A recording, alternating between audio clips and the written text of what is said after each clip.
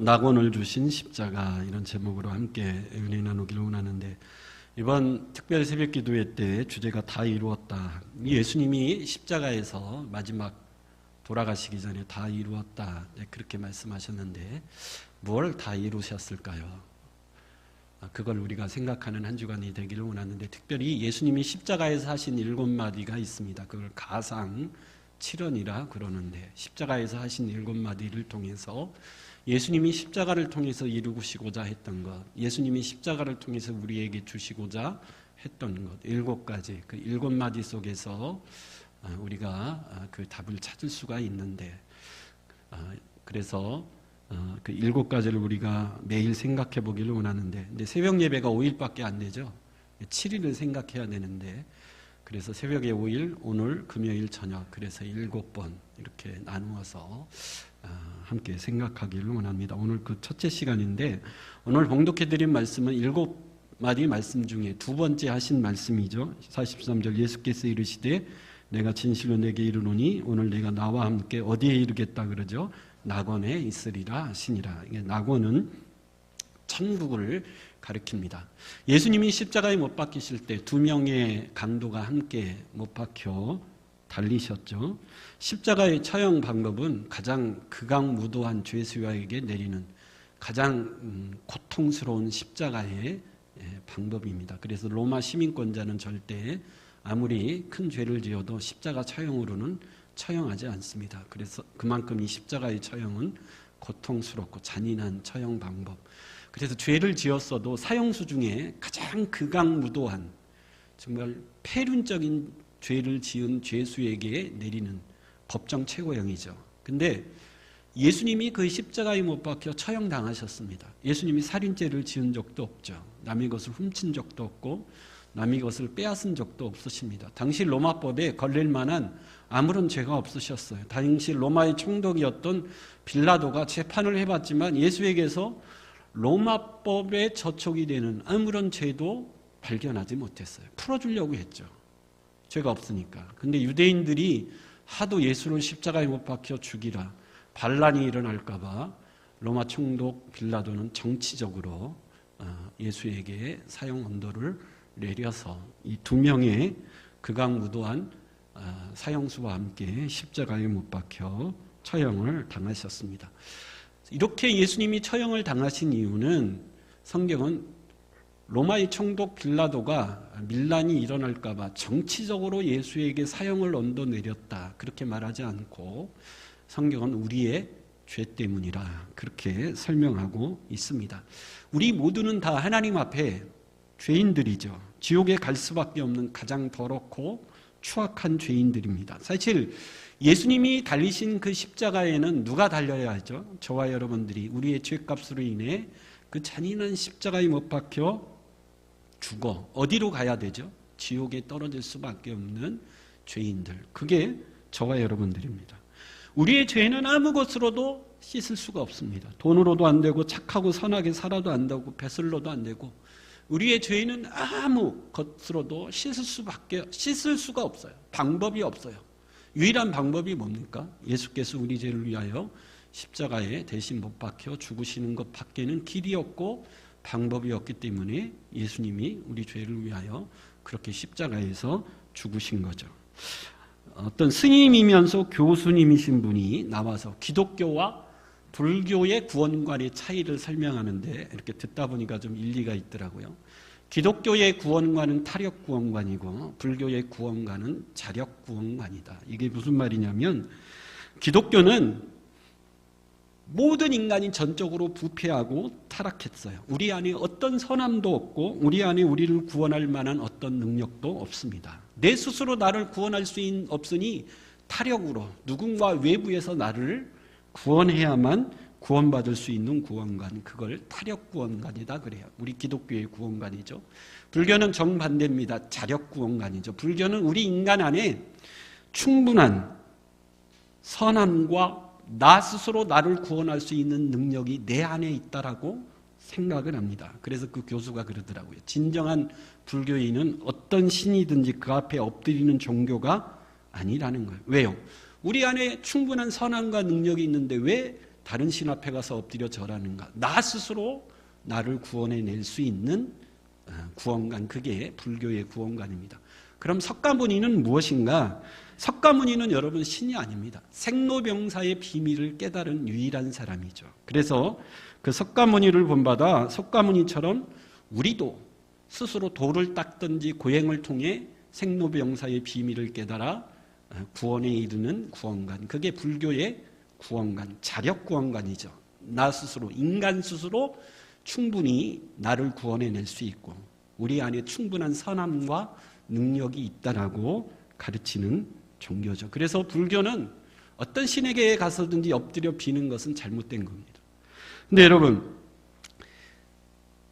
불교처럼 산속에 들어가서 돌을 닦고 고행을 통해 구원받고 싶습니까? 아니면 우리 기독교처럼 예수님이 나를 위해 구원에 관한 모든 것을 다 이루셨기 때문에 그 예수를 믿고 누리는 구원관으로 구원받기를 원하십니까?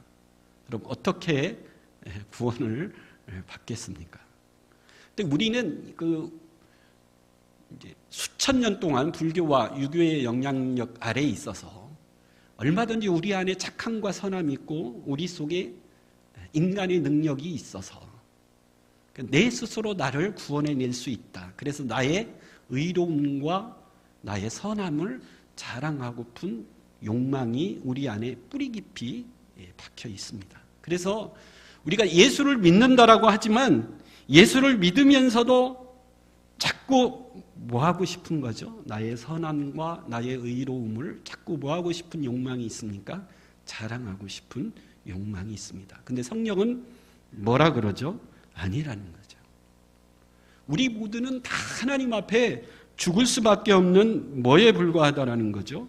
죄인에 불과하다라는 겁니다.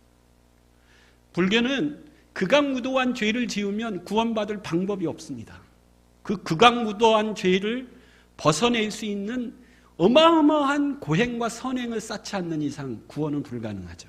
근데 우리 기독교는 아무리 극악무도한 죄인이라도 순간 뭐 받을 수 있죠? 구원받을 수 있습니다. 어떻게 해요? 믿기만 하면. 오늘 본문에 그 장면이 등장을 하죠. 여러분, 예수님이 죽으실 때 같이 못 박힌 이 두 명의 강도는 정말 극악무도한, 로마법에 의하면 가장 극악무도한 죄를 지어서 가장 법정 최고형인 십자가 처형으로 죽어가는 극악무도한 두 죄인이 옆에서 같이 십자가에 못 박혀 죽어가는데, 한 강도는 예수님을 조롱하죠. 한 강도가 뭐라고 그래요? 예수 당신이나 나나 극악무도한 죄를 지어서 이렇게 십자가에 비참하게 처형당해 죽어가는데 너와 내가 다를 바가 무엇이냐, 이렇게 예수님을 조롱하는데, 한편 강도는 뭐라고 그래요? 그 강도를 혼내면서 아니다, 이 예수는 아무 죄도 없으신 분이시다. 그러면서 예수에게 뭐라고 부탁을 하죠? 오늘 밤 당신이 낙원에 이를 때 내 영혼을 기억해 달라. 그랬더니 예수님이 43절에 뭐라고 그러시죠? 예수께서 이르시되 내가 진실로 내게 이르노니 오늘 내가 나와 함께 낙원에 있으리라. 여러분, 아무리 극악무도한 옛날에 지존파와 같은 인간으로서는 도저히 할 수 없는 짓을 했다고 하더라도 십자가 앞에 죄인임을 깨닫고 주님 앞에 내 죄를 자복하며 예수의 십자가를 믿기만 하면 뭐 할 수 있죠? 구원받을 수 있는 구원관이 우리 기독교의 구원관입니다. 근데 오늘 본문을 통해서 우리가 살피고자 하는 것은 예수님은 십자가를 통해서 우리에게 뭘 주시기를 원하셨는가? 우리에게 뭘 주시기를 원하셨고 우리에게 뭘 주셨죠? 낙원, 천국을 우리에게 주셨다라는 거죠. 예수님이 이 세상에 오셔서 공생애를 처음 시작할 때 가장 먼저 외치신 말씀이 마태복음 4장 17절이죠. 같이 한번 읽어보겠습니다. 마태복음 4장 17절 시작. 이때부터 예수께서 비로소 전파하여 이르시되 회개하라 천국이 가까웠느니라 하시되, 예수님이 가장 먼저 첫 마디가 뭐예요? 회개하라. 뭐가 가까웠다고요? 천국, 낙원이 가까웠다. 그러니까 다시 말하면 예수님은 이 땅에 왜 오셨다고요? 우리에게 천국을 주시기 위해서 오신 분이라는 거죠. 마태복음 5장에 보면 유명한 산상 설교가 나오죠. 심령이 가난한 자는 복이 있나니 천국이 너희 것이다. 예수님은 계속해서 천국 낙원에 관해서 말씀하고 계세요. 특별히 마태복음 13장에 보면 많은 비유가 등장하는데 씨 뿌리는 비유로부터 진주의 비유, 보화의 비유, 많은 비유가 등장하는데 그 모든 비유는 다 뭐를 가르치기 위해서죠? 예수님이 우리에게 주시고자 하는 천국을 가르치기 위해서 가르치신 말씀들이라 그래요. 근데 거기에 보면 밭에 감추인 보화의 비유가 나오죠. 어떤 사람이 밭을 갈다가 보화를 발견했어요. 이 사람이 어떻게 합니까? 보화를 덮어놓고 집에 가서 자기의 모든 소유를 다 팔아 뭘 샀어요? 그 밭을 산 거예요. 주위 사람들이 비웃습니다. 이 멍청아, 그 밭은 뭘 심어도 곡물이 자라지 않는 척박한 밭이야. 그 밭이 뭐가 좋다고 네 재산을 다 팔아 그 밭을 사. 사람들이 비웃어도 이 사람은 너무너무 마음이 기쁘고 즐거운 거예요. 왜요? 그 밭에는 사람들이 알지 못하는 뭐가 숨겨져 있기 때문에 보화가 숨겨져 있기 때문에. 여러분, 천국을 발견한 사람은 그렇다라는 거예요. 예수님이 우리에게 주시고자 하는 천국을 발견하고 천국을 깨달은 사람은 그 천국을 소유하기 위해서 내 모든 것을 다 뭐 할 수 있다는 거죠? 버릴 수 있다는 거예요. 그 천국은 너무너무 좋은 것이기 때문에 그 천국을 소유하기 위해서 내 자산을 다 팔아서라도, 내 청춘을 다 바쳐서라도, 내 자존심을 다 버려서라도, 우리 가정과 우리 행복을 포기할지라도 나는 전혀 아깝지 않은 것은 나는 뭘 발견했기 때문이죠? 천국을 발견했기 때문이라. 예수님은 그 천국을 어떻게 가는지도 가르쳐 주셨죠. 요한복음 14장 6절에 예수께서 이르시되 내가 곧 길이요 진리요 생명이니 나로 말미암지 않고는 아버지께로 올 자가 없다. 예수님을 믿기만 하면 예수님이 우리에게 주시고자 하는 그 천국을 소유할 수 있고 그 천국으로 갈 수가 있다는. 그래서 여러분, 당신은 왜 예수 믿고 당신은 왜 교회 다닙니까? 묻는다면 여러분 두말할 필요도 없이 왜 예수를 믿는다라고 대답해야 되죠? 어디 가기 위해서죠? 천국에 가기 위해서.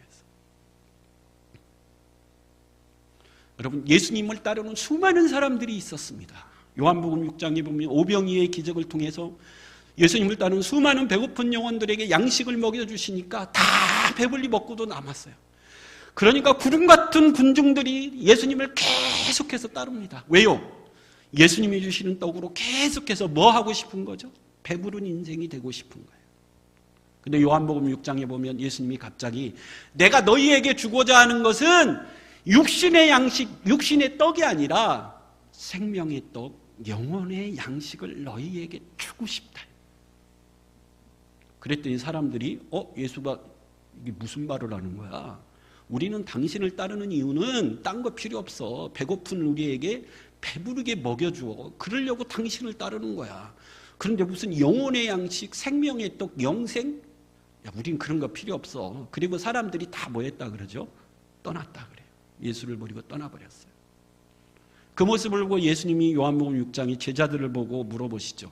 너희도 떠나려느냐? 그때 여러분 사도 베드로가 정말 베드로는 대답을 잘합니다.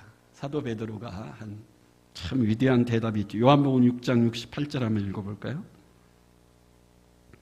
시작. 시몬 베드로가 대답하되 주여 영생의 말씀이 주께 있사오니 우리가 누구에게 가오리까?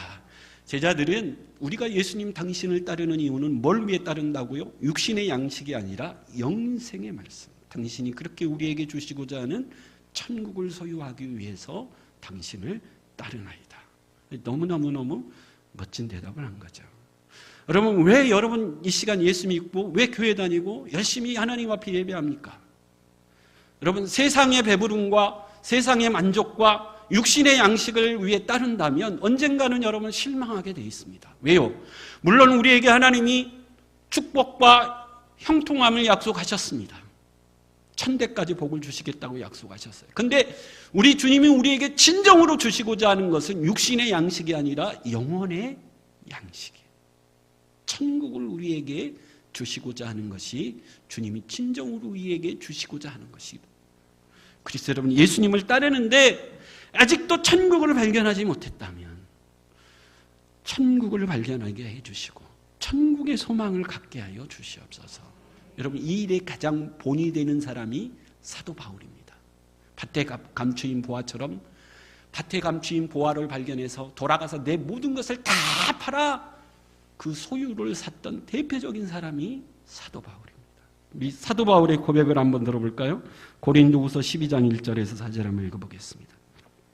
시작. 무익하나마 내가 부득불 자랑하노니 주의 환상과 계시를 말하리라.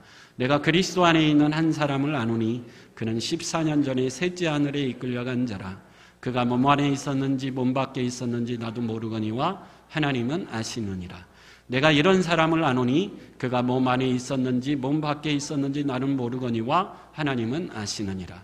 그가 낙원으로 이끌려가서 말로 표현할 수 없는 말을 들었으니 사람이 가히 이르지 못할 말이로다. 사도 바울이 지금 자신의 간증을 하는데 내가 14년 전에 어디를 가봤다고 그래요? 삼층천. 유대인들의 하늘과는 세 개의 층으로 되어 있습니다. 1층은 대기권이죠. 비행기가 날아다니고 구름이 떠 있는 이 대기권을 1층이라고 생각하고 2층은요. 해와 달과 별이 있는 저 우주를 2층이라고 생각해요. 3층은요. 하나님이 계신 영원의 세계를 3층으로 생각을 해요. 천국이고 낙원이죠. 근데 사도 바울이 14년 전에 내가 주의 손에 이끌려 어디를 갔다 왔다고요? 그 하나님이 계신 낙원 천국 3층 천을 갔다 왔다 그래요.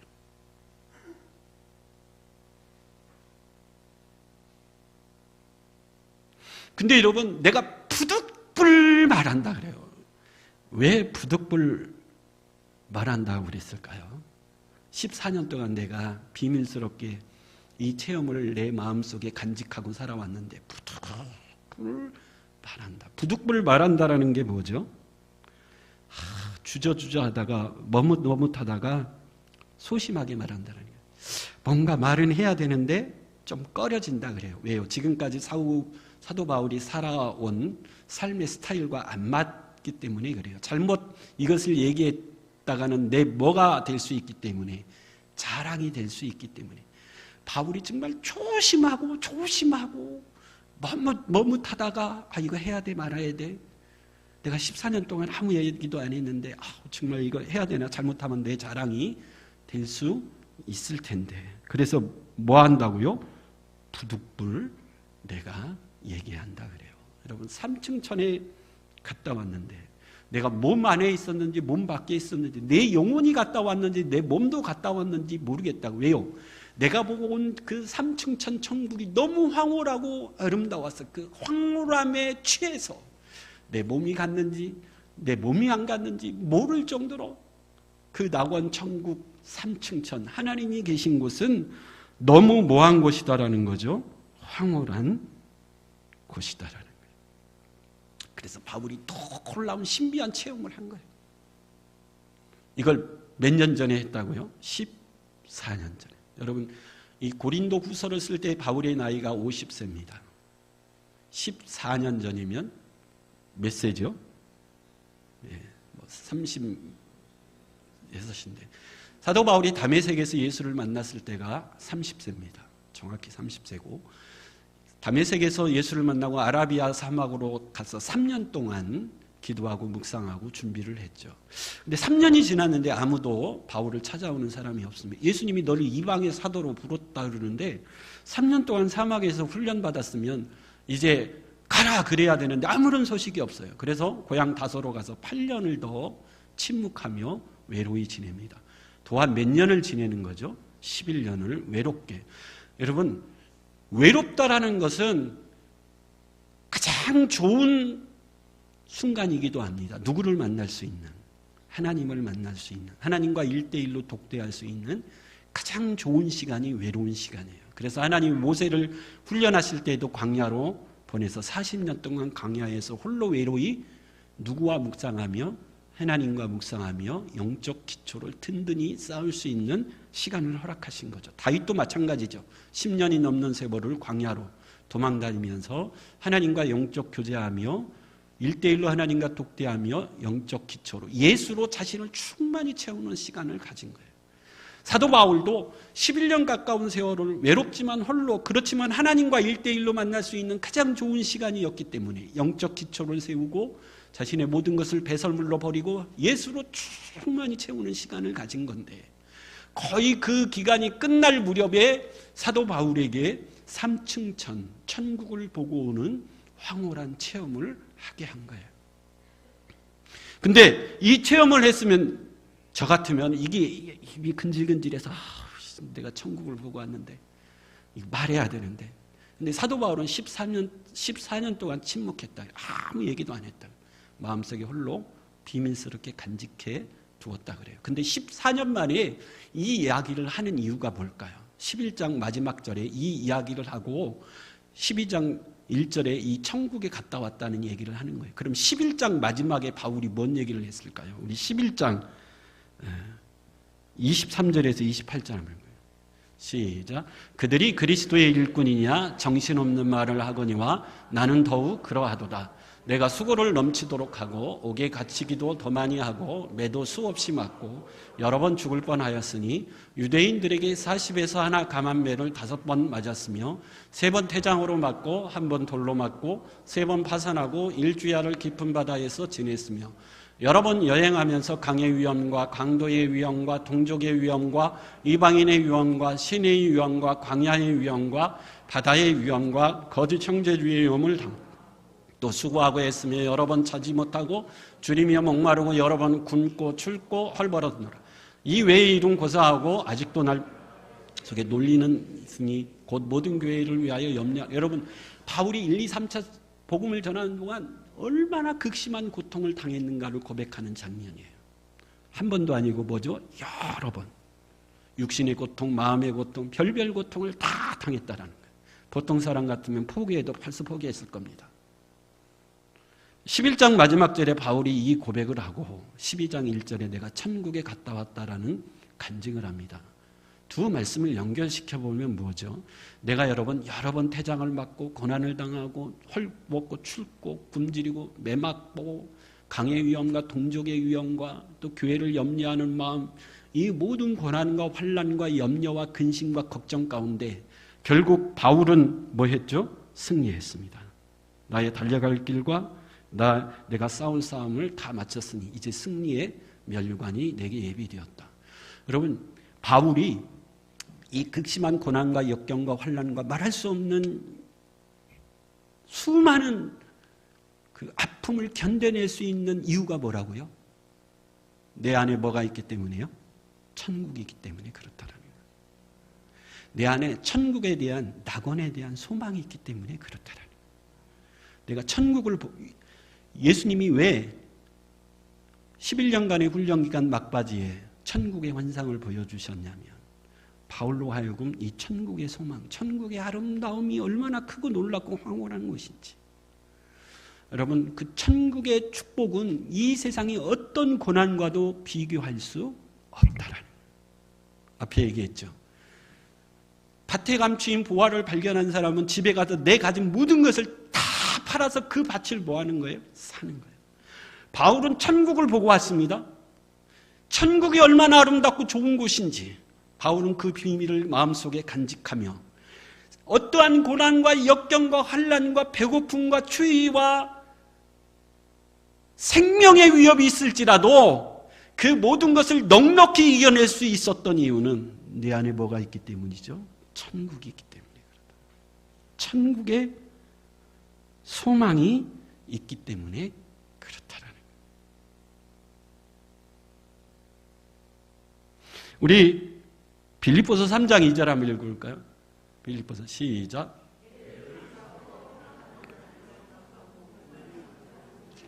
제가 이거 확인했는데 제가 읽어드릴게요. 그러나 우리의 시민권은 하늘에 있는지라 거기로부터 구원하는 자 곧 주 예수 그리스도를 기다리. 여러분 초대교회의 성도들의 확신은 뭐죠? 우리의 시민권은 어디에 있다고요? 하늘에 있다는. 우리는 하늘의 천국의 시민권자라는 거예요. 그래서 초대교회 성도들이 끌려가서 원형 경기장에 불에 타죽고 짐승에게 먹혀 죽고 그래도 끝까지 그들의 신앙을 놓지 않은 이유는 뭐에 대한 확신이 있었기 때문이죠? 천국에 대한 확신이 있었기 때문이에요. 사도 바울처럼 그들 안에는 뭐가 있어요? 천국의 비밀을 간직하고 있었기 때문에 비록 끌려가서 순교를 당할지라도 끝까지 믿음을 포기하지 않았던 이유는 그들 안에 뭐가 있었기 때문이죠? 천국이 있었기 때문이에요. 지금은 돌아가셨는데 우리나라에 아주 유명한 두 명의 목사님, 이름만 대면 여러분 다 압니다. 이 두 명의 목사님이 병들어 죽게 됐어요. 수술을 여러 번 했죠. 근데 어느 목사님은 의사가 와서 목사님 한 번만 더 수술합시다. 그러면 호전이 될 것 같습니다. 그때 목사님이 이렇게 얘기했습니다. 그만하겠습니다. 의사가 깜짝 놀랐죠. 아니 목사님 왜요? 아니 내가 평소에 천국은 좋은 곳이고 천국은 정말 복된 곳이더라고 그렇게 설교를 했는데 하나님이 지금 나를 천국으로 부르시는데 내가 뭘 주저하겠는가. 더 이상 수술받지 않겠다. 거절하고 천국으로 가셨습니다. 근데 한 목사님은 끝까지 수술을 받다가 결국 돌아가셔서 물론 그분도 천국에 가셨겠죠. 여러분 수술을 받지 말라가 아니고 여러분 했던 최대한 다 노력하고 수술을 받아야 되는데 점검해야 되는 건 이거죠. 내 안에 천국에 대한 소망이 있는가? 천국에 대한 확신이 있는가? 천국의 사모함이 있는가?